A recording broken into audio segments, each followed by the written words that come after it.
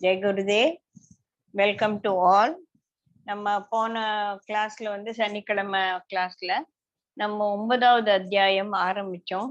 ராஜவித்யா ராஜகுக்ய யோகம் அப்படின்னு சொல்லிட்டு இது ரொம்ப முக்கியமான அத்தியாயம். இதுக்கும் 7வது அத்தியாயத்துக்கும் தான் கனெக்ஷன். நடுவுல 8ஆம் அத்தியாயத்துல வந்து அவர் மரணத்தை பத்தியும் கிரமமுக்தியை பத்தியும் சகுண உபாசனை பத்தியும் நம்ம நிறைய பேசிட்டோம். ஆனா இப்ப திருப்பியும் ஒரு கிளைமேட் சேஞ்ச் மாதிரி பகவான் என்ன பண்றாருன்னா, இந்த சாப்டருக்கு இன்னொரு பேர் வந்து சதயோ முக்தி அப்படின்னு சொல்லிட்டு, அதாவது ஜீவன் முக்தி. போன சாப்டர் பூரா கிரம முக்தியை பத்தி பேசிட்டு இந்த சாப்டர் வந்து சதயோ முக்தி அப்படின்னு சொல்லிட்டு ஜீவன் முக்தி எப்படி பெருமாளை அடையறது அப்படின்னு சொல்லிட்டு ரொம்ப ஒரு முக்கியமான ஒரு விஷயம் வந்து நம்ம இந்த இதுல கத்துக்க போறோம். அதனால்தான் இதுக்கு வந்து ராஜ வித்யா வித்தைகளில் it is the king among the practices. நம்ம ஏதோ ஒரு பிராக்டிஸ் நமக்கு சொல்லி தர போற, அதை செஞ்சானா நம்ம வந்து அத கிரமமா அவரு சொல்றபடியே நம்ம புரிஞ்சுண்டு செஞ்சான்னா நம்ம வந்து பகவான ஈஸியா சுலபமா சுலபம் கூட சொல்லல அவரு, சுலபம் சுலபத்திலயும் ரொம்ப ரொம்ப சுலபமா வந்து நீங்க என்ன அடையலாம் அப்படின்னு. அப்போ நம்ம என்ன பண்ணணும்னா, இப்போ வந்து பிரம்மம் பத்தி கம்ப்ளீட்டா அவரே சொல்ல போற. 7ஆம் அத்தியாயத்துல இருந்து பெருமாள் வந்து தன்னை பத்தி சொல்லிட்டு இருக்காரு இல்லையா. சோ இதுல வந்து நீ வந்து சகுண பிரம்மம் நிர்குண பிரம்மம்னு 2 இருக்கு. நீ முதல்ல என்ன புரிஞ்சுக்கோ, நான் சகுண பிரம்மமா இருக்கேனா நிர்குண பிரம்மமா இருக்கேனான்றது நீ முடிவு பண்ணிக்கோ. நீ என்ன புரிஞ்சுண்டானா அந்த கன்ஃபியூஷன் உனக்கு போயிடும். அதனால நான் உனக்கு வந்து என்னை பத்தி தெளிய நான் சொல்றேன், நீ என்ன புரிஞ்சுக்கோ அப்படின்னு சொல்லிட்டு, இது வந்து ராஜகுக்கியம் அப்படின்னு சொன்னா ரகசியம். ஏன் ரகசியம்னா, புரியாதவங்களுக்கு புரியாது. புரியலன்னா அது ரகசியம் தான். நான் பாட்டு ஏதோ ஒரு ஜாப்பனீஸ் லாங்குவேஜ்ல படிச்சானா நான் சொல்றது உங்களுக்கு ரகசியமா போயிடும், ஏன்னா அது புரியல. சோ இப்போ நம்ம அந்த ப்ரிப்பேர்ட்னஸ், அதுக்குதான் 7வது சாப்டர் வந்து அர்ஜுனனோட சேர்த்து நம்மள இந்த ஒரு முக்கியமான ஒரு விஷயத்துக்காக நம்மள தயார் பண்ணிருக்கு. சோ நம்மள தயாரா இருக்கும்போது அவர் இத பத்தி சொல்றார். இதுல முதல்ல வந்து 7வது ஸ்லோகத்துல நம்ம 6 ஸ்லோகம் 8 ஸ்லோகம் பார்த்துட்டோம்னு நினைக்கிறேன். இதுல 7வது ஸ்லோகத்துல இருந்து 10வது ஸ்லோகம் மட்டும் ரொம்ப ரொம்ப முக்கியம். இதுக்கு வந்து எசன்ஸ் ஆஃப் உபனிஷத்ஸ் அப்படின்னு சொல்லி சொல்லுவாங்க. அது வந்து நம்ம ஒரு ஷார்ட்டா பாத்துடலாம், இல்லைன்னா நம்ம என்னத்தை பத்தி பேசுறோம்னா நம்ம மறந்து போயிருப்போம் இல்லையா. சோ 7வதுல என்ன சொல்றார், குந்தி பூதங்கள் எல்லாம் கற்ப முடிவில் என்னுடைய பிரகிருத்தியை அடைகின்றன, மறுபடியும் கற்ப துவக்கத்தில் அவைகளை நான் தோற்றுவிக்கிறேன் அப்படின்னு சொல்லி சொல்றார். இதுல என்ன விஷயம் சொல்லியிருக்கார் அப்படின்னா, இந்த அண்ட சராச்சரங்கள் இந்த பிரபஞ்சத்துக்கு சிருஷ்டிகர்த்தா நான் தான் அப்படின்னு சொல்லியிருக்கார். சோ இங்க இவரை வந்து ஒரு குயவனா நம்ம, அதுதான் எப்பவுமே சொல்லக்கூடிய ஒரு எக்ஸாம்பிள். நம்ம வந்து சிருஷ்டிகர்த்தா அப்படின்ற இந்த பகவான நம்ம ஒரு குயவனா நினைச்சுக்கலாம். அப்போ அந்த குயவன் செய்யக்கூடிய பாண்டம்க்கு ஒரு மெட்டீரியல் வேணும் இல்லையா. அதை எதோ ஒரு மெட்டீரியலா யூஸ் பண்றார், பிரகிருத்தியை கொண்டு இந்த பிரபஞ்சத்தை பண்ணார். இந்த பிரகிருதியை எப்படி, பிரகிருதி தான் அது மேட்டர் ஆச்சே, அதுக்கு எனர்ஜி கிடையாது அப்படின்னா அதுக்கு 8வது ஸ்லோகத்துல என்ன சொல்றாருன்னா, அந்த பிரகிருத்தியை உபயோகம் இல்லாத அந்த பிரகிருத்தியை, தன்னால் எதுவும் செய்ய முடியாத அந்த பிரகிருத்தியை நான் அருளுடையதாக ஆக்குகிறேன், அருளுடையதாக செஞ்சு I give the material, I give the பிரகிருதி ஆல் பவர்ஸ் ஃபார் கிரியேஷன் அப்படின்னு 8வது ஸ்லோகத்தை சொல்லியிருக்கார். சோ பிரகிருத்தியை மண்ணு, அந்த மண்ணு வந்து எங்கேயோ இருக்கும், ஆத்து படுகையில இருக்கும். ஆனா அந்த குயவன் என்ன பண்ணுவான், அந்த மண்ணை கொண்டு வந்து தண்ணி ஊத்தி நல்லா மெதிச்சு அது வந்து ஒரு பக்குவத்துக்கு கொண்டு வருவான் இல்லையா. அந்த மாதிரி இவர் ஜடமா இருக்கிற பஞ்சபூதங்களாலான இந்த பிரகிருத்தியை ஒரு கிரியேட்டிவ் இன்டெலிஜென்ஸ் அதுல போட்டு அதுக்கு அந்த கிரியேட்டிவ் சக்தியை கொடுத்து அந்த பிரகிருத்தியை கொண்டு இந்த பிரபஞ்சத்தை அவர் படைக்கிறார். அப்போ 9வது ஸ்லோகத்துல என்ன சொல்றார் அப்படின்னா, அக்கர்மங்களில் பற்றற்றவனும் உதாசீனனை போன்று உட்கார்ந்து இருப்பனுமாக என்னை அவைகள் கலைக்க மாட்டார். இதுதான் ரொம்ப ஒரு என்னடா சொல்றீங்க அப்படின்னா, நான் சிருஷ்டிக்கிறேன், ஆனா எனது சிருஷ்டி என்னை கட்டுப்படுத்தாது. சரியா? இப்ப இந்த குயவன் கதையே நம்ம வச்சுக்கலாம். ஒரு மண்பாண்டம் பண்ணிட்டான் குயவன். அந்த மண்பாண்டத்தை பண்ணி அதை யாரோ வாங்கிட்டு போறாங்க. இந்த மண்பாண்டம் has no say on the குயவன் இல்லையா? அது என்ன பெரிய ஜாடியா பண்ண, என்ன சின்ன ஜாடியா பண்ணாத, என்ன குடமா பண்ணாத, என்னை யானையா பண்ணு, இந்த யானைக்கு தந்தம் பெருசா வையே அப்படின்னு அந்த மண்ணு இன்ஸ்ட்ரக்ட் பண்ண முடியுமா குயவன? முடியாது, சாதாரணமாவே முடியாது இல்லையா? இப்ப நானே ஒரு பிரியாணி பண்றேன்னா பிரியாணி எப்படி பண்ணணும் அப்படின்றது என் கையில இருக்கே தவிர அந்த பொருள்கள் சாதம், அரிசி, அதுல நான் போட போற மசாலா எல்லாம் they cannot direct me. என்ன அதை கட்டுப்படுத்தாது, நான் தான் அதை கட்டுப்படுத்துவேன். சோ அது போல இங்க சிருஷ்டிகர்த்தா தன்னோட வசமின்றி, தன் வசமின்றி இருக்கு. யார் தன் வசமின்றி இருக்க? இந்த மண்ணுக்கு எதனா can it decide for himself? No, it cannot.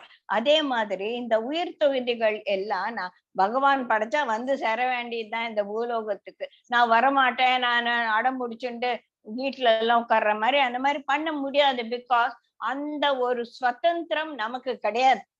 அத அவன் கையில வச்சுட்டு இருக்கான். சோ அவன் என்ன பண்றான், நீ போ அப்படின்னு சொல்லிட்டு என்னால் எனக்கு வேண்டியதை கேட்க இயலாத ஒரு நிலையில் இருக்கும் இந்த ஜீவ தொகுதிகளை யாருக்கு அந்த ஒரு ரைட்ஸ கொடுக்குறான்னா பிரகிருதிக்கு.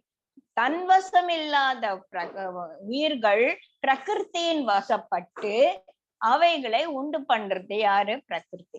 அப்ப இந்த பிரகிருதி எப்படி உட்கார்ந்து இருக்கு அப்படின்னா அதுக்கு அவர் சக்தியை கொடுத்துட்டார். என் பிரகிருதி 8வது என் பிரகிருத்தியை அருளுடையதாக செய்து சுதந்திரம் இல்லாத அப்பிரகிருத்தியின் வசமாயிருக்கும் உயிர் திரள் யாவற்றையும் திரும்ப திரும்ப நான் சொல்றேன். ஏன் அந்த வேலை பண்றேன், திரும்ப திரும்ப ஏன் படைக்கிறேன் அப்படின்னா, இந்த இடத்துல நம்ம ஒண்ணு பாக்கணும். இங்க அடுத்த அவஜானந்தி மாமூடானா அப்படின்னு வருவாங்க. நம்ம திட்டுறோம் பகவான, ஏன் எனக்கு இவ்வளவு கஷ்டத்தை கொடுக்குற, உனக்கு கொஞ்சமான கருணை இருக்கா? நான் கிருஷ்ணா கிருஷ்ணா கிருஷ்ணான்னு உன்னதானே நான் சொல்லிண்டே இருக்கேன். அப்படி இருக்கும்போது ஏன் எனக்கு இந்த வாழ்க்கையில் இத்தனை கஷ்டத்தை கொடுக்குற? இது நியாயமா? உனக்கு கொஞ்சம் கூட அன்பே கிடையாது, நீ ஒரு யூஸ்லெஸ் ஃபெலோ அப்படின்னு சொல்லிட்டு நம்ம பகவானை திட்டுறோம் இல்லையா? யாரெல்லாம் அப்படித்தான் செய்வாங்க. unless you are really into Bhagavad Gita completely. நமக்கு கஷ்டம் வரும்போது ஏன்பா பெருமாளே இப்படி என்ன படுத்துற அப்படின்னு தான் சொல்லுவான். பெருமாள் படுத்துறாரா அப்படின்னா இங்க பாருங்க, அருளுடையதாக செய்து நான் உன்னை படைக்கிறதே உன் மேல இருக்க கருணையாலதாமா, நீ அதை முதல் புரிஞ்சுக்கோ. என்ன கருணை இதுல, என்ன படைச்சு என்னை போட்டு இந்த சம்சாரத்துல போட்டு துவைச்சு பிழிஞ்சு எடுக்கிறியே, இதுதான் உன்னோட கருணையா அப்படின்னு. நான் என்ன பண்றது, நீ அவ்வளவு அழுக்கா இருக்கே, நீ சுத்தமானதானே என்கிட்ட நீ வர முடியும். நீ உன்னை நான் என்கிட்ட சேர்த்துக்கிறதுக்காகத்தான் நான் இந்த இது நான் முந்தா நேத்து கேட்டுட்டு இருந்தேன். பாகவதம் ஒருத்தர் சொல்லிட்டு இருந்தார். பகவத்கீதையில அவரு சொல்லிட்டா, பகுநாம் ஜென்மானாம் நீ கஷ்டப்பட்டாதான் உனக்கு முக்தி கிடைக்கும் அப்படின்னு சொல்லிட்டு. ஆனா பரீட்சித்து தான் எடுத்துக்கணும் அப்படின்னு நினைச்ச உடனே அவர்கிட்ட அந்த ஒரு கோபத்தை உண்டாக்கி அந்த ரிஷி மேல பாம்பை போட வச்சு, அதெல்லாம் அவரோட நேச்சரே கிடையாதாமா. அவர் அவ்வளவு நல்லவர். யாரு? அர்ஜுனனோட பேரன். அந்த பெரிய குருவம்சத்துல வந்தவன் எப்படி ஒரு ரஜசிக் குணம் இருக்க முடியும்? கிடையவே கிடையாது. Is a very very supreme ராஜா அவர், அவ்வளவு பிரஜைகளுக்கெல்லாம் மிகவும் அன்பான ஒரு ராஜா. அவரு போய் ஒரு முனிவர் மேல கோபம் வச்சுக்கலாமா அப்படின்னா, இத அவர் செய்யற வேலை யாரு, இந்த பகவான் செய்யற வேலை. ஏன் அப்படி செஞ்சார்னா, அவனை முதல்ல தன்கிட்ட 7 நாள்ல இவனை பிடிக்கணும். இவனுக்கு இன்னும் ஞானமே வரலையே, இவன் ராஜாவானா இருக்கான். இந்த ஞானம் பூரா மண்டையில ஏத்தி இவனை என்கிட்ட 7 நாளுக்குள்ள நான் அவனை போய் பிடிக்கணும் அப்படின்றதுக்காக அந்த கெட்ட குணத்தையும் கொடுக்க. சோ நமக்கு எதனா தப்பு செய்யறதுக்காக பகவான் நமக்கு ஒரு ஆப்பர்ச்சுனிட்டியோ ஒரு சந்தர்ப்பத்தையோ கொடுத்து நம்ம இருந்தானா அதுலயும் அவரோட ஒரு விஷயம் இருக்கு. இதெல்லாம் நான் அருளுடைய என்ன படைச்சதே என்ன சுத்தப்படுத்துறதுக்காக, அது என் மேல் அவருக்கு இருக்கக்கூடிய ஒரு கருணை அப்படின்னு சொல்லிட்டு நம்ம நினைச்சுண்டா. இதுதான் இந்த அத்தியாயத்துல படிச்சு படிச்சு படிச்சு நம்ம மனசுக்குள்ள உருவேறணும். இது அப்போ நம்ம வாழ்க்கையில துன்பம் வரும்போது எப்படி ஹேண்டில் பண்றது, எப்படி அது என்ன pain is inevitable, suffering is ஆப்ஷனல்னு குருஜி சொன்ன மாதிரி இந்த கஷ்டமெல்லாம் வரும், inevitable. All problems in lives are inevitable. Nobody has a life without I have no problem at all அப்படின்னு சொல்ல முடியாது. எல்லாருக்கும் பிரச்சனை இருக்கும். அந்த ப்ராப்ளம்ஸ் இருந்தாலும் I am not suffering அப்படின்னு suffering is my optional. Only if I want to suffer I will suffer. No, நீ என்ன கஷ்டத்தை கொடுத்தாலும் அதை சமாளிக்க கூடிய சக்தியையும் நீ கூடவே கொடுப்ப, எனக்கு தெரியுமே. அந்த சக்தியை நான் பிடிச்சிட்டு I am not going to suffer அப்படின்ற ஒரு ஞானம் நம்ம கிட்ட வரும்போது இந்த சம்சாரம் மிகவும் துன்பமயமானது அப்படின்னு நம்ம சொல்லவே மாட்டோம். பகவான் எவ்வளவு கருணையானவர் அப்படின்னு நினைச்சு நினைச்சு நினைச்சு நம்மளால அப்படி இப்ப இந்த தினம் நம்ம இந்த கிளாஸ் ஆரம்பிக்கிறதுக்கு முன்னால ஓம் நமோ பகவதே வாசுதேவாய சொல்லும் போது நான் கண்ணை மூடிக்கணும். இந்த கிருஷ்ணர் படத்தை பார்த்தேன்னு வச்சுக்கோங்களேன், எனக்கு அப்படியே கப்புன்னு அடங்கிடும். என்னால பேசவே முடியாது. மனசு ஒரு மாதிரி ஆயிட்டு, see no now I should not get into that, நான் இப்ப கிளாஸுக்கு தயாராகணும் அப்படின்னு I have to bring my mind back to myself. அந்த மாதிரி அவனோட கருணையை நம்ம நினைச்சாலே மனசு உருகி போயிடுறது இல்லையா. அந்த அளவுக்கு நம்ம அந்த பெருமாள் அந்த பகவானை நம்ம புரிஞ்சுக்கணும். சோ 9வதுல என்ன சொல்றார், இதெல்லாம் என்னை தழைக்க மாட்டா, இதெல்லாம் it has no say on me அப்படின்னு சொல்லிட்டு. அது 10வது ஸ்லோகத்துல என்ன சொல்றாருன்னா, குந்தியின் மகனே, என்னால் கண்காணிக்க பெற்று பிரகிருத்தியானது ஸ்தாவர ஜங்கம உலகத்தை சிருஷ்டிக்கிறது, பிரகிருதி சிருஷ்டிக்கிறது. இதன் காரணத்தால் ஜெகத் இதுதான், this is the secret of creation. என்னது, நான் எப்படி உட்கார்ந்துருக்கேன், அத்தியக்ஷன் அப்படின்னா சூப்பர்வைசர், ஒரு சபாபதி அப்படின்னு சொல்லுவோம் இல்லையா, அந்த மாதிரி கண்காணிப்பவர். நான் எல்லாத்தையும் பார்த்துட்டு இருக்கேன். ராஜா எப்படி பண்றார், என்னென்ன பண்ணணும் அப்படின்னு சொல்லிட்டு அவரோட அசிஸ்டன்ஸுக்கெல்லாம் மந்திரிக்கு எல்லாம் மந்திரிகளுக்கும் வேலையை கொடுத்துட்டு இவன் சரியா செய்யறானான்னு உட்கார்ந்து பார்த்துட்டு இருக்கார். அந்த மாதிரி பகவான் இந்த பிரகிருதிக்கு அந்த ஒரு சக்தியை கொடுத்துட்டு நீ எல்லாத்தையும் சரியா பண்றியான்னு பார்த்துட்டு இருக்கான். அவ்வளவுதான், சரியா. சோ இதனால்தான் இந்த ஜகமே இருக்கு. சோ இந்த சிருஷ்டின்றது என்ன அப்படின்னு நமக்கு கொஞ்சம் கொஞ்சம் கொஞ்சமா தெளிவாகணும் அப்படின்னு சொல்றான். இப்ப 11வது, இத புரிஞ்சுக்காதவங்க யாரு, அறிவிலிகள். அறிவிலிகள் என்ன செய்யறாங்க அப்படின்னா, இது அவஜானந்தி மா மூடா மனுஷீனாம் தனும் ஆச்ரிதக பரமம் பாவனம் அஜானந்தோ மம பூத மகேஸ்வரம். நான் எப்பேற்பட்டவன் அப்படின்னு தெரியாது அவங்களுக்கு.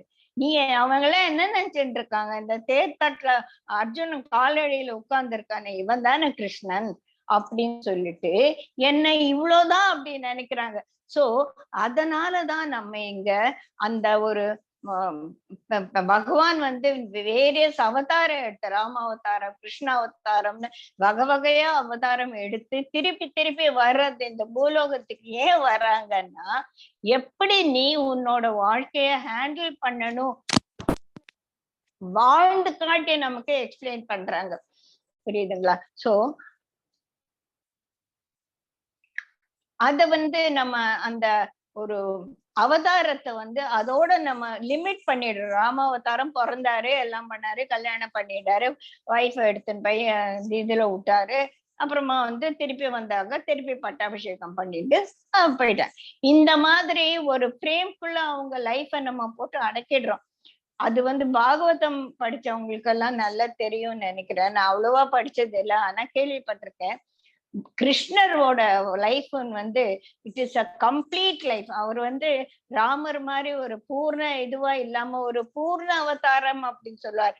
அவரோட அந்த டிவினிட்டியும் அவர்கிட்ட இருந்தது. அவர் அதை மறைச்சிக்கல, அதை காட்டிண்டார். சகடாசுரனை சாவடிச்ச சின்ன குழந்தையா இருக்கும் போது பூதக்கியை கொண்டுட்டார். So he showed all his extraordinary powers and made everybody understand that he is not just a baby, just a child.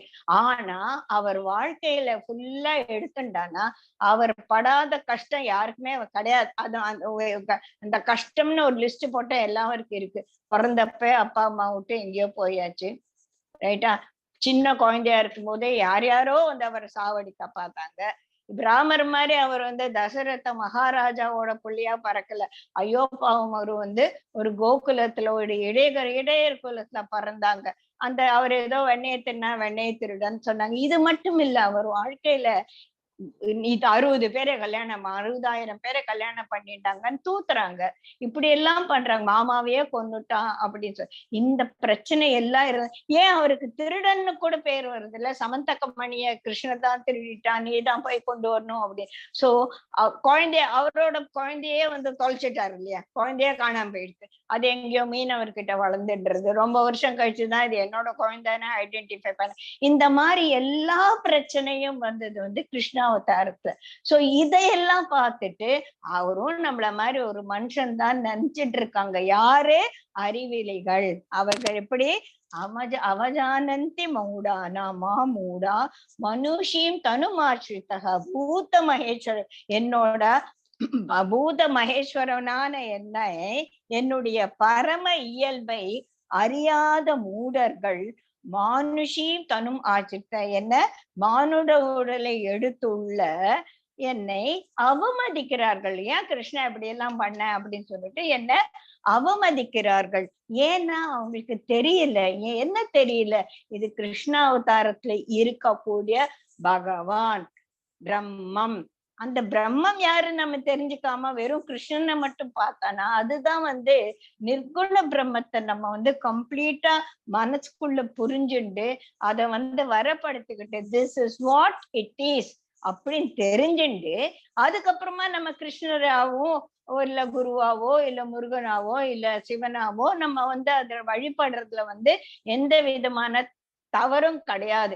ஆனா இந்த வழிபாடுகளுக்கும் இந்த உருவங்களுக்கும் பின்னால் இருக்கக்கூடிய அந்த ஈஸ்வர தத்துவத்தை நம்ம முதல்ல புரிஞ்சுக்கணும். அது புரியாதவங்கள அவர் அறிவிலிகள் அப்படின்னு சொல்றாரு.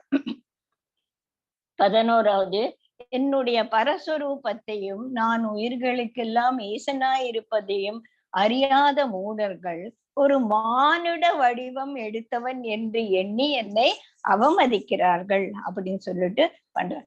இவர் வந்து நான் பண்ற கர்மம் என்னை கட்டுப்படுத்தாதுன்னு சொல்றாரு இல்லையா? இப்ப இந்த கர்மத்தை எல்லாம் பண்றதுக்காக அவர் பிரகிருதிக்கு அந்த இது கொடுத்துட்டார். அந்த மண்பானை எப்படி இந்த குயவனை கட்டுப்படுத்தாதோ அந்த மாதிரி நான் படைச்ச இந்த பிரகிருதி வந்து என்ன கட்டுப்படுத்தாது. இந்த கர்மத்தில் கட்டுப்படாதவன் ஒரு உருவத்துல எப்படி கட்டுப்பட முடியும்? இது வந்து ரொம்ப ஒரு statement which needs deep contemplation. கர்மத்தில் கட்டுப்படாதவன் வடிவத்திலும் கட்டுப்படுவதில்லை அப்படின்னா அது வந்து ரொம்ப very very very important and a profound statement on which we have to contemplate. மனன ஸ்மரண மனன நிதித்தியாசன் இதை ஒரு பேப்பர்ல எழுதி வச்சுட்டு நம்ம திருப்பி திருப்பி அதை பத்தி டீப்பா யோசிச்சு மண்டையில இருந்து நழிவு போயிடும். போன தடவை நல்லா புரிஞ்சது. என்ன புரிஞ்சது? என்னோ சொல்லறோ சூப்பரா புரிஞ்சது, இந்த தடவை திருப்பி படிக்கணும். அந்த மாதிரி this knowledge slips out of our mind because our mind is not completely pure. It is still, it has got some அந்த மும்மலங்கள் இன்னும் அதுல ஒட்டிண்டு இருக்கு இல்லையா? அதை நம்ம கிளீன் பண்ணணும் அப்படின்னு சொல்லி சொல்றாங்க. சரி, இப்ப வந்து அறிவிலிகள் இப்படி தப்பு தப்பா எடுத்துக்கிறாங்க. புத்திசாலிகள் என்னப்பா பண்றாங்க அப்படின்னா, அவதார புருஷர்களை அவமதிக்கின்றவர்கள் ஏன் சாரி இந்த அறிவிலிகள் ஏன் இந்த மாதிரி பண்றாங்க அப்படின்னா, அது அவங்களோட ஒரு மோகம்னா delusion. They are all deluded. First சாப்டர்லயே இந்த பகவத்கீதை ஆரம்பிக்கும் போதே டெல்யூஷன் தான் உனக்கு ஒரு பெரிய பிரச்சனை. நான் முதல்லயே அர்ஜுனனை வந்து பகவான் தலையில தட்டிட்டாரு இல்லையா? சோ இந்த டெல்யூஷன்னா குழப்பம். எதையோ நினைச்சு எனக்கு எது வேணும் அப்படின்னு சொல்லிட்டு நான் சந்தோஷமா இருக்கணும். ரைட்டு, அதுக்கு ஏன் சந்தோஷமா இல்லையோ, I want something else for my happiness. I am not able to be happy by myself. I need a car, I need a Audi car, I need a big house, I need a great salary. இதெல்லாம் இருந்தாதான் என்னோட வசதிகளை நான் பெருக்கின்றாதான் என்னால நிம்மதியா தூங்க முடியும், நிம்மதியா இருக்க முடியும். So you want something else for you to be happy. அதுதான் வந்து இங்க 12வது ஸ்லோகத்துல மோகாசாக மோக கர்மணக மோகா ஞானாக விதேசக மோகினீம் ராட்சசீம் ச அசுரீம் பிரகிருதிம் ஸ்ருதாஹா. இதெல்லாம் ஏன்னா அவங்க என்ன பண்றாங்க, வீண ஆசையுடையவர்கள்.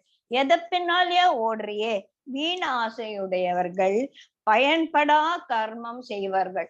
இவன் நிறைய வேலை செய்யறான், ரொம்ப கஷ்டப்பட்டு புத்திசாலித்தனியாம வேலை செய்யறான். எதுக்காக? தன்னோட வசதிகளை பெருக்கிறதுக்காக. அந்த ஒரு capacity to work hard, capacity to go deep in search of what he want, அதையே ஆத்ம ஞானத்துக்காக அதை திருப்பி விட்டானா எப்பவோ அவன் வந்து மேல்நிலையே அடைஞ்சிருக்கலாம் இல்லையா? நம்மளாம் கூட நமக்கு சக்தி இருக்கு, என்ன பண்ணணும் நல்லா தெரியும். ஆனா அந்த தீவிரம் ஆத்ம ஞானத்துல மட்டுமே இருந்துச்சுன்னா நம்மள எங்கேயோ போயிடுவோம். ஆனா அந்த தீவிரம் செதறடைஞ்சு நம்ம வாழ்க்கையில வேண்டியதையும், பிகாஸ் நம்மளாம் சம்சாரிகள், இன்னும் ஞானிகள் ஆகல இல்லையா? சோ வீண் ஆசை உடையவர்கள், பயன்படா செயலாளர்கள். அப்ப அவன் செய்யற செயலெல்லாம் பயன் இல்லை. அட என்னடா இது, நான் சம்பாரிச்சதானே சாப்பிட முடியும். ரைட், சம்பாரிச்சுக்கோ, அப்படித்தான் நீ சாப்பிட முடியும். நீ நல்லா உடல் வளர்த்தேனே, உயிர் வளர்த்தேனேன்னு நீ இந்த உடலை நீ காப்பாத்தினாதான் நீ பகவானை போய் சேரத்துக்கு எதனா ஒண்ணு செய்ய முடியும். அதெல்லாம் ரைட்டு. ஆனா இதுக்காகவும் கொஞ்சம் உன்னோட டைம செலவு பண்ணப்பா அப்படிங்கிறார். கோணல் அறிவுடையவர்கள், விவேகம் இல்லாதவர்கள், மயலூட்டுகிற. இதனால என்னாச்சு, இந்த பிகாஸ் ஆஃப் திஸ் டெல்யூஷன் ராட்சச குணம் அசுர குணம் எல்லாம் அவங்க கிட்ட வந்துடுது. எப்படி நான் என்னோட வாழ்க்கைக்காக வேண்டியது நான் செய்யும் போது என்னை எப்படி நீ அசுரனுங்கிற அப்படின்னா, if you don't get a job for which you are drying, நான் ஒரு வேலைக்காக முயற்சி செஞ்சுட்டு இருக்கேன், அந்த வேலை எனக்கு கிடைக்கலன்னா என்ன வரும் நமக்கு? கோபம். முதல்ல டிசப்பாயின்மெண்ட், அதனால கோபம் வரும். நமக்கு கொஞ்சம் அறிவு, அவ்வளோ ஒரு ஸ்டெபிலிட்டி ஆஃப் மைண்ட் இல்லைன்னா ஏதோ கோணலா யோசிச்சு எதனா ஒரு தப்பு காரியம் பண்ண அதுல போய் இறங்குவோம் இல்லையா? அப்ப நமக்கு அந்த அசுர குணம் வந்துடும். அந்த ரஜசிக் குணம் வந்து அது நம்மள ஒரு அசுரனாக மாத்திடும் இல்லையா? அதனாலதான் நமக்கு வந்து ஜாகிரதையா இருக்கும். எப்போ இந்த டெல்யூஷன் இல்லாம இருக்கும். என்ன டெல்யூஷன்னா மோகம். பொய் உடலை மெய்யென்று நம்பி அதன் மூலம் போகம் துய்த்தலே குறிக்கோள் என்ற மயக்கம் தான் மோகம் அப்படின்னு. This is the definition for delusion. என்ன? பொய்யான இந்த உடலை மெய்யென்று நம்பி அதன் மூலம் போகம் துய்த்தலே, ஐ ஹாவ் டு என்ஜாய், போகம் துய்த்தலே குறிக்கோளாக இருப்போம் மயக்கத்துக்கு தான் மோகம் என்று பெயர். அதுல இருந்து நம்ம, அது மாயை, அதுல இருந்து நம்ம கொஞ்சம் கொஞ்சமா வெளியில வர பார்க்கணும். இப்போ பக்தர்கள் போக்கு என்ன ஆச்சு அப்படின்னு சொல்லிட்டு 13வது பார்த்தா, மகாத்மானக தெய்வீம் பிரகிருதிம் ஆஸ்ரிதக அனன்யஸ்மனக மனசக பூதாதீம் அவ்யயம் மாம் ஞாத்வா பஜந்தி. என்ன தெரிஞ்சுக்கிறாங்க? யாரு? புத்திசாலிகள். எப்படி தெரிஞ்சுக்கிறாங்க? மகாத்மாக்களான அவர்கள், ஞானிகளாக இருக்க அவர்கள் தெய்வீகமான இயல்பை அடைந்து அதனால வேறு எதிலும் பற்று இல்லாதவராய் உயிர்களுக்கு பிறப்பிடமும் அவ்வியம் அழியாதவனுமான என்னையே அறிந்து என்னை வழிபடுகிறார்கள். சோ இப்ப நம்ம வந்து பகவானா என்னன்னு தெரிஞ்சுக்கணும், அவரை எப்படி வழிபாடு செய்யறதுன்னு புரிஞ்சுக்கணும். அதுக்கு பகவானா என்னன்னு தெரிஞ்சுக்கிறதுக்காக அந்த நிர்குண உபாசனை வேணும். ஆனா அத வந்து நான் இந்த நிர்குண பிரம்மத்தை இந்த சகுண பிரம்மத்தின் மேல நம்ம ஆரோகிச்சு, அது ஒரு கயிறெல்லாம் பாம்பு நம்ம ஆரோகிச்சுக்கிறோம் இல்லையா, அந்த மாதிரி இந்த படத்தில் தான் என்னோட பகவான் அப்படின்னு நான் நினைச்சுக்கணும் இல்லையா. சாபயாமி ஆவாகயாமி பூஜையாமி அப்படின்னு முதல்ல நான் இந்த படத்தை வச்சுட்டு நான் ஓம் நமோ பகவதே வாசுதேவாயன்னு அவன் இங்க வந்து உட்காந்துருவான். புரியுதா? அப்புறமா நான் அதை பூஜை பண்ணுவேன், மாலை போடுவேன், பூ கொட்டுவேன், பொங்கலை பண்ணுவேன், பிரசாதம் கொடுப்பேன். அது நான் வந்து வழிபாடு செய்வேன். இதுதான் வந்து நிர்குண பிரம்மத்தை புரிஞ்சுண்டு சகுண பிரம்ம உபாசனை செய்வது. இது வந்து நம்ம முதல்ல பார்க்கணும். அடுத்தது 13வது மகாத்மாக்கள் தெய்வீக இயல்பை அடைந்தவர்களாய் உயிர்களுக்கு பிறப்பிடமும் அழியாதவனும் நான் என்று அறிந்து வேறு எதிலும் பற்று வைக்காது என்னை வழிபடு. This is the main point. புரியுதா? என்ன மெயின் பாயிண்ட்? இந்த உயிர்கள், இந்த பூலோகம், இந்த பிரபஞ்சத்தை உண்டு பண்ணது அவன்தான். அவன் யாரு? அழியாதவன். எல்லா உயிர்களுக்கும் அவன்தான் பிறப்பிடம் அப்படின்னு தெரிஞ்சுண்டு மத்த எதுலயும் பற்று வைக்காம அவன்கிட்டயே போக்கஸ்டா மைண்ட் வச்சிட்டு இருக்கிறவங்க என்னையே வந்து அடைவாங்க அப்படின்றதுதான் மைய கருத்து. இத நம்ம முதல்ல புரிஞ்சுக்கணும். சரி, அப்படி புரிஞ்சுண்டு தெரிஞ்சுட்டவங்க எப்படியெல்லாம் வழிபடுகின்றனர் அப்படின்னு சொல்லிட்டு வருது. அடுத்தது சததம் மாம் கீர்த்தயந்த. இது முதலே நம்ம 4வது அத்தியாயத்துல பார்த்திருக்கோம் இல்லையா. என்னை பத்தியே பேசுவாங்க, என்னோட கதையே கேட்பாங்க. யாரான என்னை பத்தி பாடணும்னா அங்க இந்த விட்டல பஜன் எல்லாம் இருக்கும் இல்லையா. என் பேரு அவர் வந்து அந்த எங்கன்னா விட்டல பஜன் கேட்டான்னா எல்லாத்தையும் விட்டு ஓடி போயிட்டு வர்றாங்க. அந்த மாதிரி சதா என்னையே ராமதேவ். Okay, right. அந்த மாதிரி என்னையே புகழ்பவராய் திருட விருத்தா, அதுல உறுதியா இருப்பாங்க.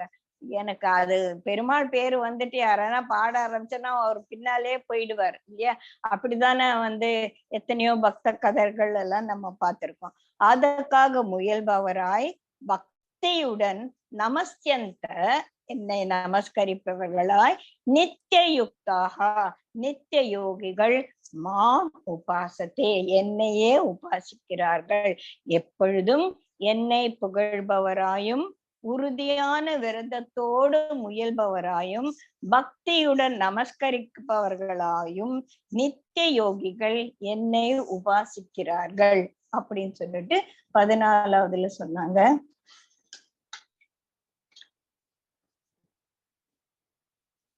அடுத்தது 15வது ஞான யஜ்ஞத்தால்.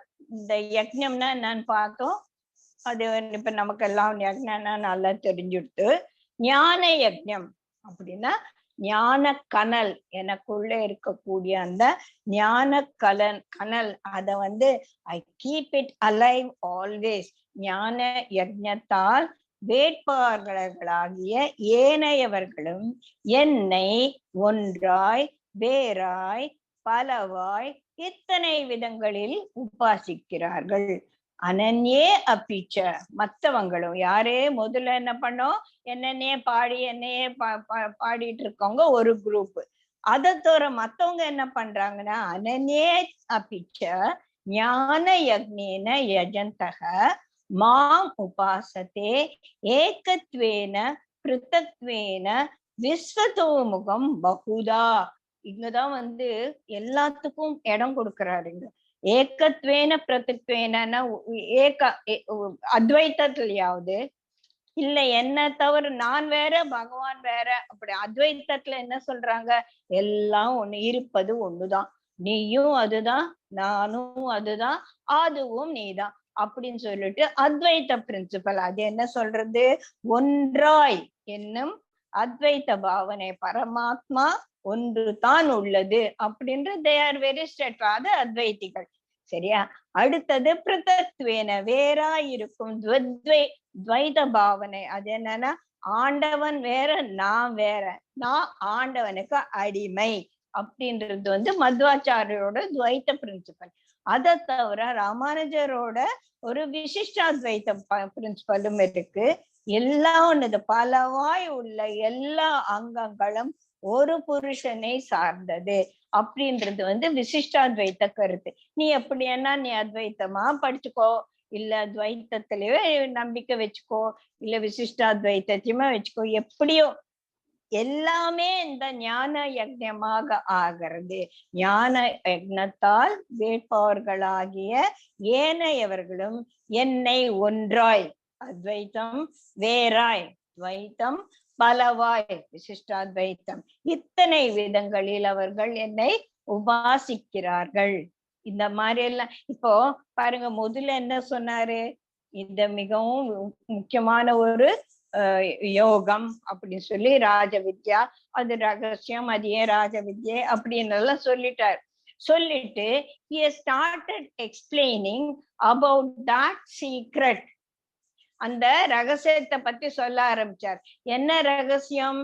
தான் யார், தனக்கும் இந்த பிரகிருதிக்கும், உனக்கும் எனக்கும் என்ன தொடர்பு, நான் யாரு, நீ யாரு, உனக்கு எப்படி, how am I related to you, how are you related to me, நமக்குள்ள இருக்கிற பந்தம் என்னது அப்படின்னு சொல்லிட்டு பிச்சு பிச்சு பிச்சு 7, 8, 9, 10 சொன்னாரு. சொல்லிட்டு இப்படிப்பட்ட அவனை எப்படியெல்லாம் மக்கள் உபாசி, சிலர் இந்த கிருஷ்ணர் அப்படின்னு நினைச்சிட்டு ரொம்ப படுத்துறான்டா அப்படின்னு சொல்லிட்டு அவனை திட்டுறாங்க. சிலர் கிருஷ்ணாவதாரம் மட்டும்தான் பகவான் நினைச்சிட்டு அவர் வாழ்க்கையே கண்ணா பின்னான்னு அதை ஒரு எக்ஸ்பிளைன் பண்றாங்க. அது வேற. இல்லைன்னா மோகத்தால மதிமயங்கி போய் இது வேணும் அது வேணும்னு சிலர் உபாசிக்கிறார்கள். சிலர் ஞான யஜ்ஞத்தால் சோ முதல்ல என்ன ரகசியம், என்னத்தை நான் சொல்ல போறேன்னு சொல்லிட்டு அந்த ரகசியம் என்ன அப்படின்னு சொல்லிட்டு அந்த ரகசியத்தை தெரிஞ்சின்ற அப்புறமா நான் யாருன்னு உனக்கு புரிஞ்சதா, அப்போ என்னை எப்படி எல்லாம் உபாசிக்கலாம், எப்படி எல்லாம் மக்கள் என்னை உபாசனை செய்கிறார்கள், என்னை வழிபடுகிறார்கள் அப்படின்னு சொல்லிட்டு இப்ப எக்ஸ்பிளைன் பண்ணிட்டு இருக்காங்க. புரியுதா? அது மட்டும் இல்லாம நான் யாரு, நான் இந்த பகவான் டிவினிட்டி மட்டும் இல்லை, எல்லாமே நான் தான் அப்படின்றது 16வது ஸ்லோகத்தை சொல்றார். அகம் கிருத்துரகம் யஜ்ஞக ஸ்வதா அகம் ஸ்வதா அகம் ஔஷதம் அகம் மந்திரக அகம் ஆஜ்யம் அகமேவ அக்னி அகம் குதல், குதல்னா வேட்டல், எல்லாமே நான் தான், நானே கிருத்து. கிருத்து அப்படின்னா வேதத்துல விதிக்கப்பட்ட ஒரு விதமான ஒரு உபாசனை, ஒரு பர்டிகுலர் வே ஆஃப் பிராக்டிஸ்க்கு கிருத்து அப்படின்னு பேரு. யக்ஞமாவது ஸ்மிருதியில் விதிக்கப்பட்ட கர்மம். யக்ஞம்னா என்னன்னு நமக்கு தெரியும் இல்லையா?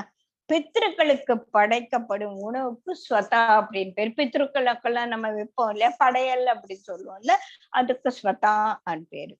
அப்புறமா ஔஷதமும் நான் தான். இப்ப ஔஷதம் எது அப்படின்னா, எது மருந்தாகவும் உணவாகவும் ஆகுமோ அதுதான் ஔஷதம். இப்ப பெயின் ரொம்ப ஜாஸ்தி, நான் பேராசிட்டமால் போட்டுக்கிறேன், இது ஒரு மெடிசன். அதை நான் சாத்துல போட்டு பேசி சாப்பாடா சாப்பிட முடியாது. புரியுதுங்களா?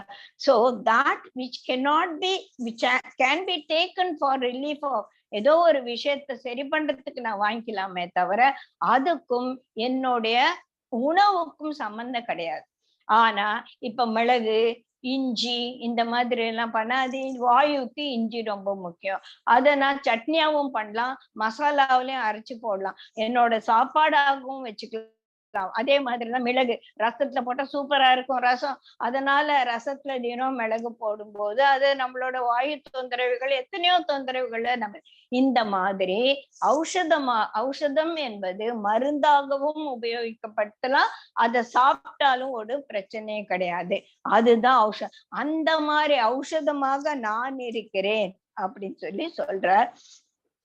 அதே மாதிரி மந்திரம் யாரு? மந்திரம்னா இட் இஸ் அ வைப்ரேஷன் இல்லையா? பகவானே டிவினிட்டியே ஒரு vibration. It is in the form of energy. Energy is only vibration, vibration is only energy. அதனால எல்லா மந்திரங்களும் அவராக தான் இருக்கிறாங்க. அப்புறம் ஹோமம் செய்யறோம் இல்லையா, அதுல நம்ம ஆஜ்யம் அப்படின்னு சொல்லுவோம், அதுல நெய் ஊத்தோம் இல்லையா. ஏன்னா நம்ம அதுல போடுற விஷயங்கள் எல்லாம் அக்னியால சேர்த்து நல்ல ஒரு கபகபான்னு எரிஞ்சாதான் அந்த அக்னி தான் இதெல்லாம் நம்ம போடக்கூடிய இந்த கிராஸ் மேட்டர் எல்லாம் எடுத்துன்னு போகும். அப்படி முதலே பண்ண அதுக்காக நிறைய நெய் ஊத்த வேண்டியிருக்கும். அதுக்கு ஆஜ்யம் பேரு. அந்த ஆஜ்யமும் இது நம்ம முதலே 4ஆவது அத்தியாயத்துல நம்ம பார்த்திருக்கோம் இல்லையா. பிரம்மார்ப்பணம், பிரம்மஹவீர் எல்லாமே பிரம்மம் அப்படின்னு சொல்லிட்டு அங்கேயே நம்ம பார்த்திருக்கோம் இல்லையா. சோ பொருள்கள் எல்லாமே அவனோட சொரூபம் என்பது என்று நமக்கு புரிஞ்சு இருக்கிறது பரமார்த்திக சிருஷ்டி பெறுவதற்கு மிகவும் உபயோகமாக இருக்கு. என்னது? எல்லாமே பகவான் தான். தேர் இஸ் நத்திங் பியாண்ட் பிரம்மன் அப்படின்ற ஒரே ஸ்டேட்மெண்ட்டை நம்ம நல்லா புரிஞ்சுட்டோம்னா அந்த பரமார்த்திக சிருஷ்டியை நம்ம பெறுவதற்கு அந்த நாலேஜ் ரொம்ப உபயோகமாக இருக்கும். அது மட்டும் இல்ல, உன்னோட ரிலேஷன்ஸ் எல்லாம் யாரு? எல்லாமே நான் தான். உன்னோட தாத்தா, உன்னோட அப்பா, உன்னோட சித்தப்பா, சித்தி எல்லாருமே நான் தான் அப்படின்னு சொல்லிட்டு அடுத்ததுல சொல்றார். இந்த ஜெகத்தின் தந்தை தாய் பாட்டனாரானவனும் கர்ம பலனை கொடுப்பவனும் அறியத்தக்கவனும் தூய்மை செய்பவனும். இங்கதான் பாருங்க, நமக்கு கர்மத்தை கொடுத்து நம்மள தூய்மை செய்யறார். தூய்மை செய்பவனும் ஓங்காரம், ரிக்ஸாம யஜுர்வேதங்கள் ஆகியவனும் நானே. எல்லாமும் நான் தான். அப்போ ஜகத்தின் தந்தை நான் தானே படைக்கிறவன் தானேப்பா தந்தை. அப்புறம் எனக்கு உனக்கு முன்னால சிலர் படைச்சானே அவங்களாமும் நான் தான். அவங்களாம் உனக்கு யாரு? தாத்தா. அவங்களும் நான் தான் இல்லையா. இந்த கர்ம பலனை உனக்கு நீ பண்றல ஏதோ கர்மம் எல்லாம் செய்யற செயல்பாடுகளுக்கு எல்லாம் ஒரு பலன் உண்டு. அந்த பலனை டிசைட் பண்ணிட்டேன். இந்த மாதிரி பண்ணா இந்த மாதிரி ஆகும். தீயில கைய வச்சா சுடும், தண்ணிக்குள்ள போய் முங்கி நின்னான்னு அடிச்சுட்டு போயிடுவ. இதெல்லாம் அந்தந்த செயல்களுக்கான ஒரு விதிமுறைகள். அது முதலே எல்லாம் விதிப்பட்ட. எலக்ட்ரிசிட்டில பல்பு எடுத்துட்டு அங்க கையை வச்சா ஷாக் அடிக்கும். அது ஏன் ஷாக் அடிக்குதுன்னு கேட்க முடியாது. ஏன்னா அது that is the quality of electricity. நீ அங்க கைய வச்ச தப்பு, அங்க கைய வச்ச கர்மத்தை நீ பண்ணதால அதுக்கு பலன் ஷாக் அடிச்சு உன்னை தூக்கி போடும். புரியுதுங்களா? சோ இந்த கர்மங்களும் அதனுடைய பலன்களும் இதுதான் அப்படின்னு சொல்லி டிஃபைன் பண்ணி வச்சிருக்காங்க. அந்த கர்மத்தை பண்ணா அந்த பலன் தான் உனக்கு கிடைக்கும். சோ கர்ம பலனை கொடுப்பவனும் நான் தான். ஏன்னா இந்த லாஸ் எல்லாம் பண்ணது நான் தான். Everything goes according to me இல்லையா. அதனால அறியத்தக்கவனும், இதுக்கெல்லாம் யார் காரணம் தெரிஞ்சுக்கிறதுக்கும் நான் தான். என்னை பத்தி தான் தெரிஞ்சுக்கணும்.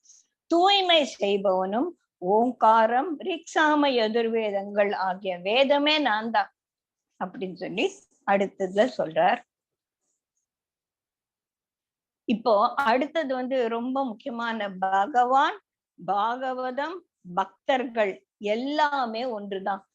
இப்ப குருஜி சொல்வார், குரு, தெய்வம், நீ எல்லாமே ஒண்ணுதான். அந்த மாதிரி ஒரு ஹையஸ்ட் திங். இப்ப இதுதான் the goal of life. நம்மளோட அல்டிமேட் கோல் ஆஃப் லைஃப் என்னது அப்படின்னா, you have to latch on to it, you have to hold on to it. எதுக்கு? பகவான், பாகவதம், பக்தர்கள் எல்லாமே ஒன்றுதான் அப்படின்னு சொல்லிட்டு இந்த 18வது ஸ்லோகம். கதிஹி பர்த்தா பிரபுஹு சாக்ஷி நிவாசக சரணம் சுஹ்ருதம் பிரளயः ஸ்தானம் நிதானம் அவ்யயம் பீஜம் எல்லாமே நான் தான். கதிஹி எனக்கு வேற கதி கிடையாது அப்படின்னு சொல்லுவோம் இல்லையா. புகலிடம் உனக்கு புகலிடையாது, நான் தான், என்கிட்ட தான் நீ வரணும். புகலிடம். பர்த்தா பர்த்தான்னா எல்லாத்தையும் வளர்ப்பவன், உன்னை நான் வளர்க்கதும் நான் தான். பிரபுகு உன்னுடைய உன்னை உடையவன் நான் தான். பிரபுகு உனக்கு பிரபுகு நான் தான். சாட்சியாக நிற்பவனும் நான் தான். நிவாசக நீ எங்க இருக்க, எங்கேயோ இருக்க, அது என்ன இடம், என்ன இடம். அப்போ உன்னோட நிவாசமாக இருப்பது, உன்னோட இருப்பிடமாக இருப்பது, உன்னோட வீடாக இருப்பது எல்லாமே நான் தான். இத நம்ம என்னடா எல்லாமே நான் தான் சொல்றாங்க அப்படின்னா சில சமயத்துல நமக்கு ஓகே அப்படின்னு we only hear it as words. அது வார்த்தைகளாக நம்ம கேட்கிறோம், மனசுக்குள்ள எடுத்துக்கிறது இல்ல.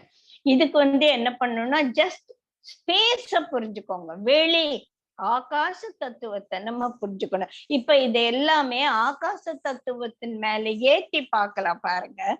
புகலிடம் யார் எங்கெல்லாம் இருக்காங்க,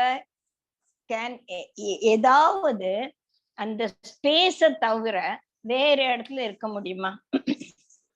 இருக்க முடியாது இல்லையா. சோ எல்லாவற்றிற்கும் புகலிடம் எது?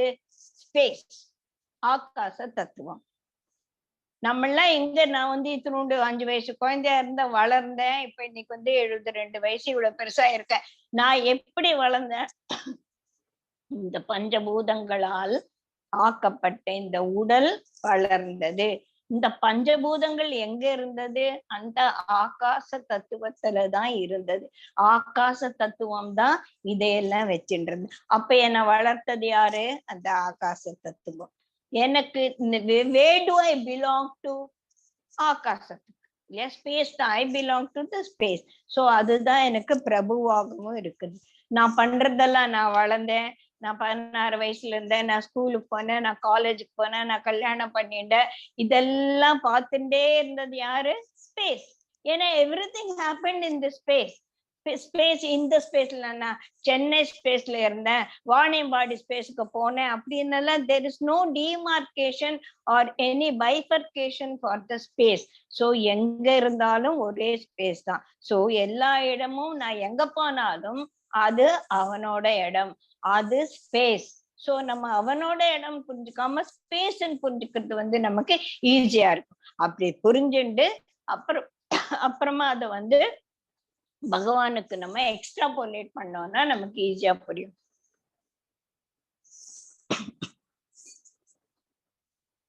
அதுக்கப்புறமா சுகிருத்தக தோழன். சுகிருத்தனா தோழன். தோழன்னா எனக்கு எல்லாமே எப்பவுமே என் கூட இருக்கிறவன், அதுவும் அவன் தான். அப்புறமா எல்லாம் போய் ஒடுங்குற இடமும் பிரளயம், அதுவும் அதுதான். ஸ்தானம் எல்லாத்தையும் தாங்குவதும் அதேதான். நிதானம் அப்படின்னு எல்லாத்துக்கும் ஒரு களஞ்சியமா இருக்கக்கூடியது, இந்த திங் தட் ஹோல்ட்ஸ் எவ்ரிதிங், அதுவா இருக்கிறதும் அதுதான். அது எப்பேற்பட்டது? அவ்யயம் பீஜம், அழியாத வித்து அது அப்படின்னு சொல்லிட்டு நம்ம இத புரிஞ்சுக்கலாம். புரியுதுங்களா? சோ இதுல கதி என்னென்ன சொன்னோம்? கதி, பர்த்தா, பிரபு, சாட்சி, நிவாசக, சுக்ருதக, பிரளய, ஸ்தானம், நிதானமான அது, அவ்யய பீஜம் அப்படின்னு. இதெல்லாம் கொஞ்சம் ரொம்ப என்னடா அதை புரிஞ்சுக்க முடியாம இருக்கே அப்படின்னு சொல்லிட்டு நமக்கு தோணும். இந்த சாப்டர் மட்டும் திருப்பி திருப்பி படிக்கணும். திருப்பி திருப்பி படிச்சாலும் நமக்கு வராது. சங்கீதா தான் இதை கிளாசிஃபை பண்ணி எழுத போற, அததான் நம்மளாம் புரிஞ்சுக்க போறோம். ஏன்னா அது அந்த மாதிரி நம்ம இந்த செயல என்ன சொல்லிருக்கு, இந்த ஸ்லோகத்துல என்ன சொல்லிருக்கு, நம்மளோட வார்த்தைகளால நம்ம எழுதி அதையே திருப்பி திருப்பி படிச்சாதான் ஓரளவுக்கு புரியும். இல்லைன்னா இந்த சாப்டர் நமக்கு ஏன் அதான் ரகசியம் சொல்லிட்டாரு. ஹவு ப்ரிப்பேர்ட், நம்மளோட ப்ரீவியஸ் நாலேஜ், நம்ம இவ்வளவு நாள் நம்ம பகவத்கீதையை புரிஞ்சுன்றது எவ்வளவு தூரம் நமக்குள்ள ஊறி இருக்கோ அந்த அளவுக்கு இந்த அத்தியாயம் நமக்கு புரியும். திடீர்னு ஒரு நாள் உட்கார்ந்து 9வது அத்தியாயம் எடுத்தானா ஒண்ணுமே புரியாது. புரியுதுங்களா? சோ எவ்வளவு தடவை நம்ம கேட்டிருக்கோம், எவ்வளவு தடவை இத படிச்சிருக்கோம், எவ்வளவு 100 தடவை படிச்சாலும் புரியாம படிக்கிறது வேற விஷயம். ஒரே ஒரு தடவை படிச்சாலும் சங்கீதா மாதிரி அதை பிச்சு பிச்சு எழுதுறது இன்னொரு விஷயம். சோ அந்த மாதிரி புரிஞ்சுக்க கூடிய ஒரு நிலையில நம்ம இருந்து புரியணும். இவ்வளவு நாள் 7வது அத்தியாயத்துல என்ன சொன்னாங்க புரியணும், 8வது அத்தியாயத்துல என்ன சொன்னாங்கன்னு புரியணும். இதுக்கு முந்தின ஸ்லோகத்துல என்ன சொன்னா, ஏன் அவனை மோகம் பிடிச்சவன் சொன்னா, இவனை ஏன் புத்திசாலின்னு சொன்னா, கிருத்து நானன் ஏன் சொன்னா, அப்படி ஒவ்வொன்னுக்கும் ஏன் ஏன் ஏன் ஏன் கேட்டு கேட்டு கேட்டு கேட்டு அதை நம்ம புரிஞ்சுட்டாதான் இந்த ரகசியம் ரகசியம் இல்லாம நம்மளுடைய ஞானமாக மாறும் இல்லைங்களா? அது ரொம்ப முயற்சி பண்ணணும், அவ்வளவு ஈஸியா நமக்கு அது வராது. அடுத்தது 19வது இவரு இது மட்டும் இல்ல, இது உனக்கு வெப்பமா, because the heat is because of me, the rain is because of me, அதை கொடுக்கறது நான் தான், அதை தடுக்கிறதும் நான் தான், நான் சாகாம இருக்கிறது நான் தான், சாவ கொடுப்பதும் நான் தான், பிறப்பை கொடுப்பதும் நான் தான். Everything is one energy. அது மட்டும் நம்ம புரிஞ்சுக்கணும். 19வது ஸ்லோகம், அர்ஜுனா நான் வெப்பம் தருகிறேன்.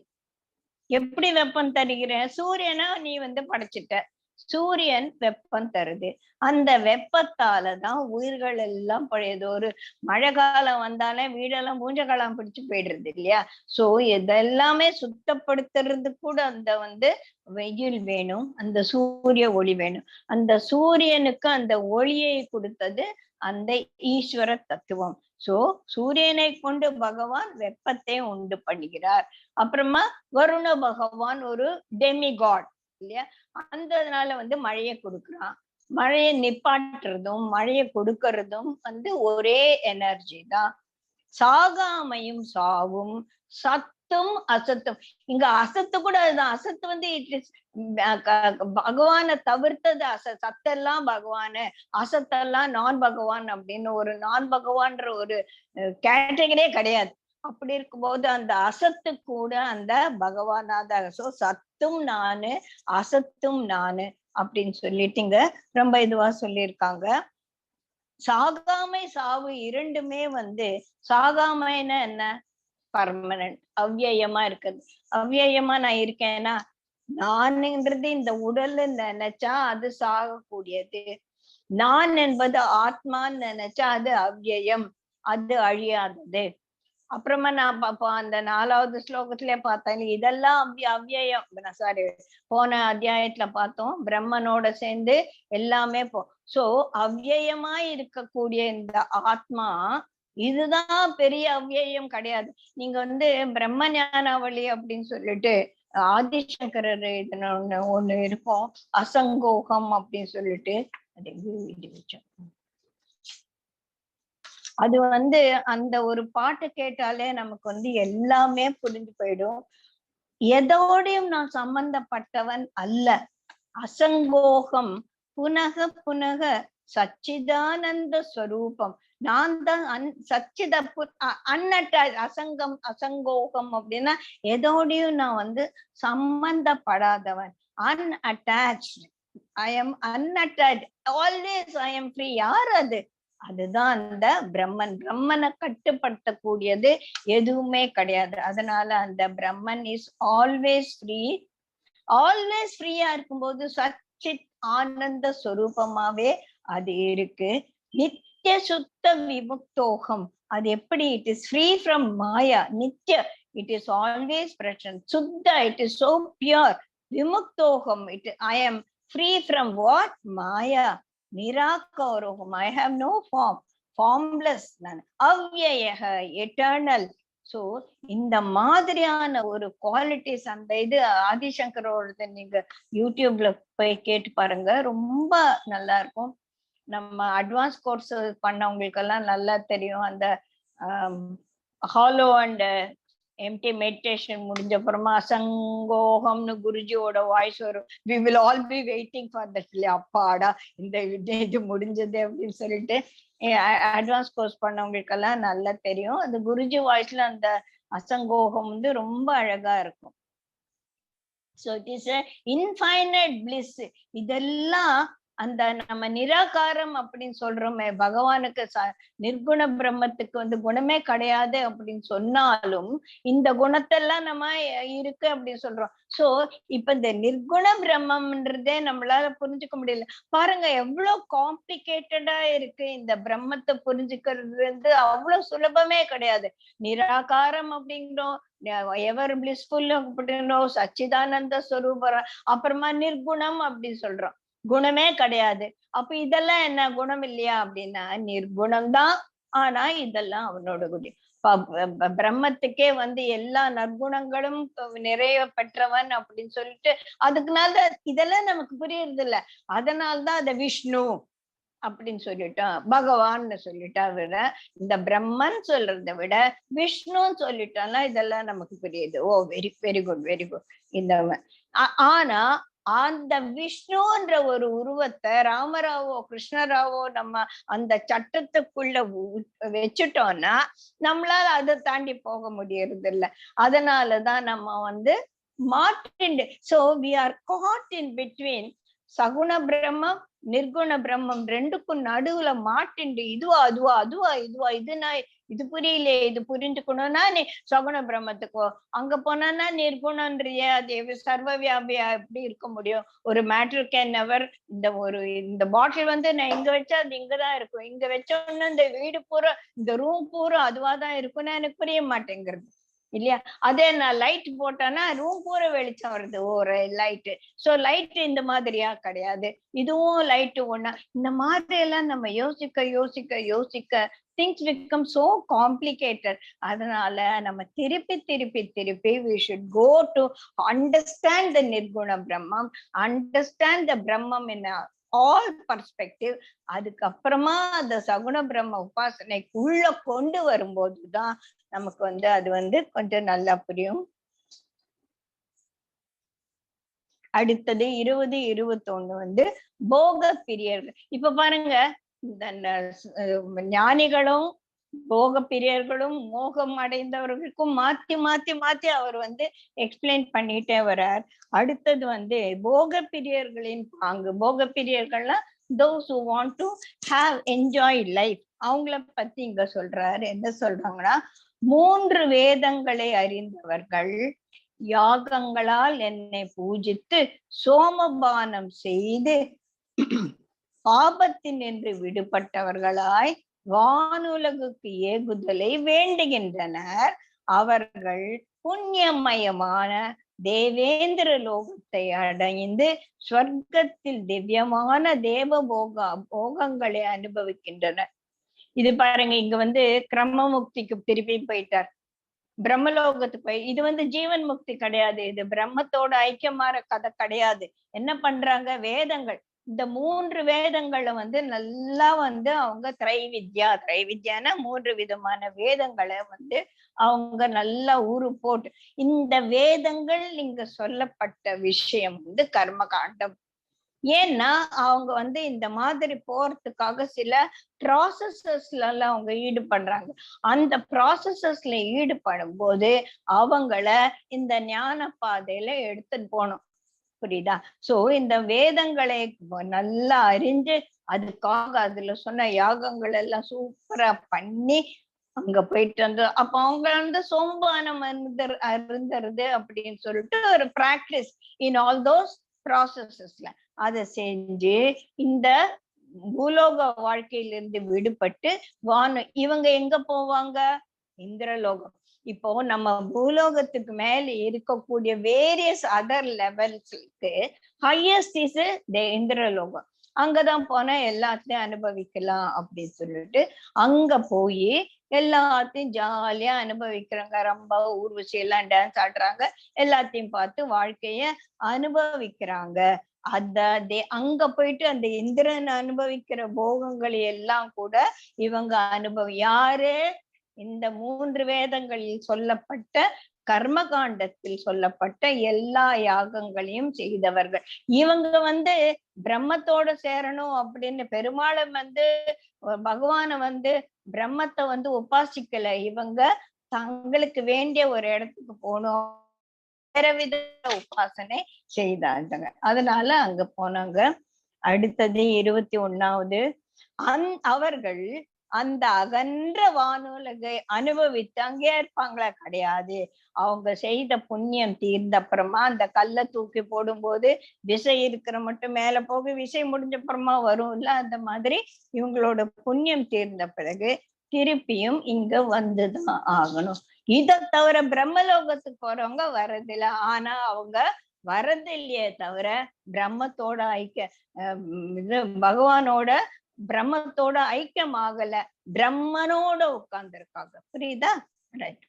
இப்போ 22வது இதோட நிறுத்திக்கலாம் நம்ம. லாஸ்ட் இது ரொம்ப முக்கியமானது. இது ஆக்சுவலா வந்து நீங்க பகவத்கீதையில இருக்க எல்லா ஸ்லோகங்களையும் எண்ணும் போது இத நட்ட நடுவுல வரும். இது நீங்க யாரன்னா மேத்ஸ்ல இன்ட்ரெஸ்ட் இருக்கவங்க நம்ம இதை போட்டு பார்க்கலாம். 22வது ஸ்லோகம். அனன்ய சிந்தையந்தோ மாம்யே ஜனாஹ பரியுபாசதே தேஷாம் நித்தியயுக்தானாம் யோகக்ஷேமம் வகாம்யகம். அவங்கள நான் பாத்துக்கிறேன். யாரு? அனன்ய சிந்தையந்தோ, வேற எண்ணமே இல்லாம என்னையே உபாசிக்கிறவர்கள், மாம்யே ஜனா பரியுபாசத்தை, அந்தவர்கள் என்னை பத்தியே அவங்க உபாசனை செய்கிறார்களே, தேஷாம் அவர்களுடைய நித்தியயுக்தானாம், அவங்களுக்கு வேண்டியது எல்லாதும் நித்தியயுக்தானாம், அந்த நித்தியமா இருக்கக்கூடிய அந்த யோகிகள், யுக்தர்கள்னா ஒரு முயற்சி செய்யக்கூடிய யோகிகள் எப்படி செய்யறாங்க? அத நித்தியமா செய்யறாங்க. நித்திய உபாசனையில் இருக்கக்கூடிய அந்த யோகிகள், தேஷாம் அவர்களுடைய யோகக்ஷேமம் அகம் வகாமி, அவர்களுடைய யோகக்ஷேமத்தை நான் அவங்களுக்கு வழங்குகிறேன். யோகம் ஒண்ணு, க்ஷேமம் ஒண்ணு. யோகம் அடிச்சதுல அவனுக்கு யோகம் அப்படின்னு சொல்லுவான் இல்லையா? எப்படி அவனுக்கு யோகம் அடிக்கும் அப்படின்னா, நான் I am not at all eligible for that. அது என்ன கிடையாது, அடிச்சதுல அவனுக்கு யோகம் அப்படின்னு சொல்லுவான் இல்லையா? அந்த மாதிரி யோகத்தை கொடுத்து, சரிதா, எனக்கு வந்து ஒரு லாட்டரியில வந்து 1 லட்சம் விழுதுன்னு வச்சுக்கோங்க. I tend to anything for that. அந்த ஒரு பணத்தை நான் சம்பாதிக்கிறதுக்கு என்னோட முயற்சி இல்லை. ஆனா எனக்கு லாட்டரி விழுந்துருச்சு. ஆனா லாட்டரி விழுந்த அந்த பணத்தை நான் காப்பாத்தணும். அதுதான் க்ஷேமம். யோகம் க்ஷேமம் கிடைக்கிறது. யோகம்னா உனக்கு அவ்வளோவா தகுதி இல்லை, உனக்கு ஒரு பிளெஸ்ஸிங்ஸால உனக்கு கிடைஞ்சது. அந்த மாதிரி இந்த அனன்ய சிந்தையந்தோ இருக்கக்கூடிய ஒரு யோகிகளோட தேவைகளையும் அவங்களுக்கு வேண்டியதுக்கு மேல நான் தான் கொடுக்குறேன். அது மட்டும் இல்ல, அவங்களுக்கு வந்து அதை காப்பாத்தி வைக்கக்கூடிய சக்தியையும் நான் தான் கொடுக்குறேன். யோகக்ஷேமத்தை வகாமியகம், அதெல்லாம் நான் வழங்குகிறேன் அப்படின்னு சொல்லிட்டு சொல்றார். எனக்கு அந்நியர் அல்லாராய் என்னையே நினைத்து யாண்டும் என்னையே உபாசிக்கும் நித்திய யோகிகளுடைய யோகக்ஷேமத்தை நான் வழங்குகிறேன். இது வந்து எப்படின்னா, அனன்யம் என்றால் பரமாத்மா தங்களுக்கு அந்நியமானவில்லை. எப்படி வந்து ஒரு தாயோட கர்ப்பத்தில் இருக்கிற குழந்தைக்கும் அந்த தாய் வந்து அந்நியம் இல்லை. குழந்தை பிறந்தப்புறமா அந்நியம், அது வேற விஷயம். ஆனா கர்ப்பத்துல இருக்கிற சிசுவுக்கும் ஒரு தாய்க்கும் என்ன சம்பந்தமோ அந்நிய, அது வந்து அந்த தாயை தவிர்த்து இல்ல, தாய்க்குள்ள இருக்கு. அந்த மாதிரி பகவான நம்ம அந்நிய சிந்த, அந்நியனா அதை தவிர்த்து, அந்நிய அதை தவிர்த்து வேறொன்றும் இல்லாத அந்த அனன்ய பக்தியால பரமாத்மா தங்களுக்கு அந்நியமானவன் இல்லை. யாரு? Who is very close to me, பகவான் தான் அப்படின்னு இருக்கிறவங்கள நான் பார்த்துப்பேன். அவங்களுக்கு என்ன வேணுமோ யோகம் வேண்டியதை தருவதும் அதை பெற்றதை காப்பாற்றுவதும் நான் தான் செய்யறேன் அப்படின்னு சொல்லி சொல்றாங்க. இது வந்து முக்கியமான ஒரு ஸ்லோகம். ஐ திங்க் இதோட நம்ம நிறுத்திக்கலாம். அடுத்தது வேற ஒரு மூட் கொஞ்சம் மாறுது. இந்த ஒரு பர்டிகுலர் ஸ்லோகம் வந்து மகாத்மா காந்திக்கு ரொம்ப பிடிச்ச ஒரு ஸ்லோகமாமா. அவர் வந்து தினமும் அவரோட சாயந்தரம் வேளையில அவங்களோட சத்சங்கம் இருக்குமில்ல, அதுல வந்து விடாம சில ஸ்லோகங்களை அவர் சொல்வாராமா. அந்த மாதிரி மகாத்மா காந்திக்கு மிகவும் பிடித்த ஸ்லோகம் இது. அதை நம்ம வந்து மனப்பாடம் பண்ணி வச்சுட்டு அப்பப்ப சொல்லிக்கிறது கூட ரொம்ப நல்லா இருக்கும். அனன்ய சிந்தையந்தோ மாம் ஏ ஜனாக பரியுபாசதே தேஷாம் நித்தியுக்தானாம் யோகக்ஷேமம் வகாம்யகம் அப்படின்னு சொல்லி பார்க்கலாம். பகவானே நினைச்சுக்கிட்டு நம்ம 10 மணி போறது. ஜெய் குருதேவ்.